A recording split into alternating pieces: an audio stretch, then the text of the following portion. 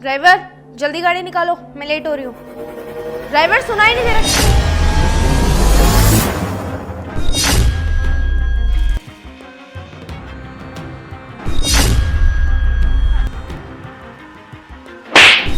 तेरी हिम्मत कैसे हुई मेरे घर के सोफे पे बैठ के पढ़ाई करने की, वो भी एसी चला के?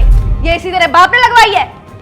ये सोफा तेरे बाप ने ला के दिया है? मैडम एसी तो साहब ही खुला छोड़ के गए थे, इसमें मेरी क्या गलती है? अगर साहब चला के गए थे तो तू बंद नहीं कर सकता था?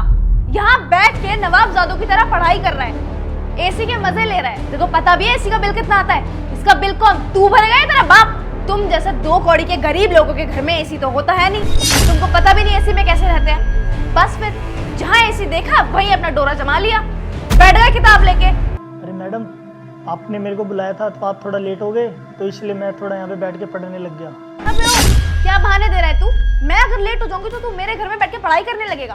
और एक बात बता, तू पढ़ लिख के कौन सी डिग्री कलेक्ट करने जा रहा है तो तू ड्राइवर, तेरा बाप भी ड्राइवर, तेरा दादा भी ड्राइवर, तेरा बच्चा भी ड्राइवर ही होगा। तुम पढ़ लिख के क्या कर लोगे? तू ये बता, यहाँ पे काम करने आता है कि पढ़ाई करने? मैं तुझे यहाँ पे ड्राइवर की जॉब करने के पैसे देती हूँ, ना कि पढ़ने लिखने के। और अगर ऐसा ही चलता रहा ना, तुझे धक्के मार के इस जॉब से बाहर निकाल दूंगी, फिर भूखा ना तड़पता रही हो फुटपाथ पे। अरे मैडम मुझे नौकरी से मत निकालो, अगर आप मुझे नौकरी से निकाल दोगे तो मेरा घर कैसे चलेगा? मैडम मेरी माँ की तबीयत बहुत ख़राब है, वो हॉस्पिटल में एडमिट है। अगर आप मुझे नौकरी से निकाल दोगे तो मैं उनका इलाज कैसे कराऊंगा? मैडम प्लीज़ मेरी छोटी सी गलती की मुझे इतनी बड़ी सज़ा मत दो, मुझे नौकरी से मत निकालो, मुझे नौकरी की बहुत ज़रूरत है। अरे चुप रहो तुम, बहुत सुने तुम जैसे 2 कौड़ी के गरीबों के ये बहाने कि तुम्हारी माँ की तबीयत खराब है, तुम्हारा बाप हॉस्पिटल में एडमिट है। पैसे खाने के यही तरीके अपनाने होते हैं ना तुमको। अगर तू जितनी जबान यहाँ चला रहा है ना, उतना काम में ध्यान दे ले, तुझे सुनना ही ना पड़े। रुक जा तू, ऐसे नहीं मानेगा ना? तुझे अभी के अभी मोहित से बोल के ना इस नौकरी से चुटकियों में बाहर निकलवाती हूँ, तब तेरी अकल ठिकाने आएगी। मोहित, मोहित! हाँ क्या हुआ हिमांशी? मोहित देखो ना इस 2 कौड़ी के ड्राइवर को, इसने तो नाक में दम कर रखा है। अरे एसी चला के नीचे बैठ के पढ़ाई कर रहा है ये। तुमको पता है ना कि इन दिनों एसी का बिल कितना ज्यादा आ रहा है? इसके बाप का एसी है क्या जो हमारे घर में हमारे सोफे पे बैठ के पढ़ाई कर रहा है? और इसको इजाजत किसने दी कि यहाँ बैठ के पढ़ाई करे? तुम्हारी छूट का नतीजा ही है। इसको ना अभी के अभी बाहर निकालो जॉब से, मेरे को कोई जरूरत नहीं है ऐसे ड्राइवर की। पढ़ लिख के वैसे भी इसको कोई झंडे गाड़ने है नहीं, ड्राइविंग ही करनी है इसने। और इसके जैसे गरीब लोग ना गरीब ही रहते हैं, चाहे वह कुछ भी कर ले। हिमांशी एक बात बोलूं, तुम जैसे लोगों की प्रॉब्लम पता है क्या है? तुम खुद तो आगे बढ़ते नहीं हो और ना इन जैसे लोगों को आगे बढ़ने देते हो। अरे एक बात बताओ, अगर वो अच्छा पढ़ लिख लेगा, कोई अच्छी जगह नौकरी करेगा या फिर कोई अच्छा काम करेगा, और वैसे भी इस बिजली का बिल तुम तो भरती नहीं हो, भरना तो मुझे ही पड़ता है, इसलिए है ना तुम शांति रहो तो अच्छा रहेगा। और तुमने इससे अभी तक जो भी बदतमीजी करी है ना, उसके लिए सॉरी बोलो। हाँ मोहित, मुझे लग रहा है तुम ठीक कह रहे हो।